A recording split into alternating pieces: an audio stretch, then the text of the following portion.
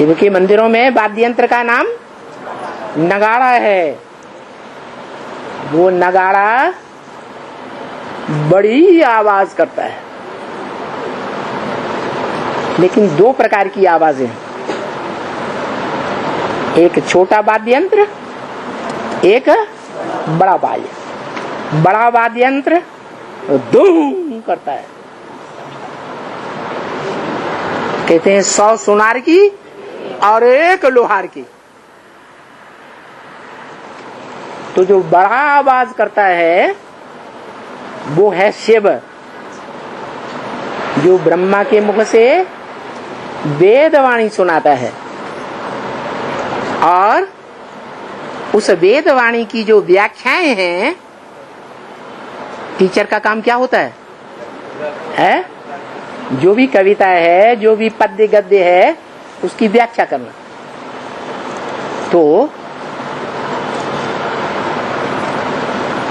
एक सांख्य शास्त्र प्रसिद्ध है, सांख्य योग, गीता में भी आया है। सांख्य योग पृथक बाला प्रवदंती ना पंडिता। सांख्य और योग ये अलग अलग हैं, ये पंडित लोग नहीं मानते, कहते नहीं कि वो अलग अलग हैं। जो सांख्य है वो ही योग है। सांख्य क्या है? सह आख्या। सांख्य माने सह माने साथ, आख्या माने व्याख्या। जो व्याख्या के साथ बताया जाए वो हुआ सांख्य। वो काम है टीचर का। कौन करता है? Supreme teacher. सुप्रीम टीचर ही कोई मुख के द्वारा वो सांख्य शास्त्र का प्रणेता बनता है। नाम क्या पड़ता है? सांख्य शास्त्र के प्रणेता का नाम किसी को मालूम है? कपिल मुनि। वो कपिल मुनि जिसकी रचना काम्पिल्य नगर है, वो काम्पिल्य नगरवासी कपिल मुनि व्याख्या करता है वेदवाणी की। वो व्याख्याएं आरण्यक के रूप में, वेदों के बाद आरण्यक लिखे गए। आरण्यकों की भी व्याख्या हुई तो शतपथ ब्राह्मण आदि निकले, उनकी भी व्याख्या हुई तो उपनिषद निकले, और उपनिषदों की भी व्याख्या हुई तो पुराण निकले। और पुराणों में भी पहला पुराण लिखने वाला कौन? महाभारत, भागवत।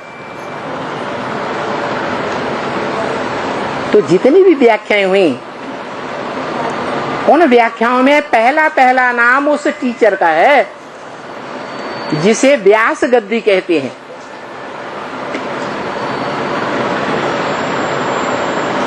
इसलिए कहा गया नाम बड़ा काम के आधार पर भारत। क्या नाम पड़ा? भा माने ज्ञान की रोशनी में रत रहने वाला, लगा रहने वाला।